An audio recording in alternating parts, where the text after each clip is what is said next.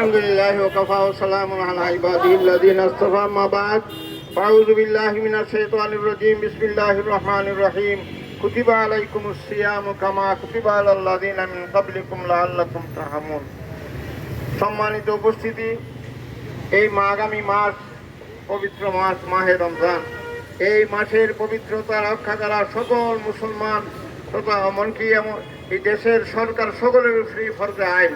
এই হিসাবে এই মাসের যত অশ্লীল অত্যাচার যত ধরনের চিন্তায় আছে সব কিছু বন্ধ করতে হবে এবং নিত্য প্রয়োজনীয়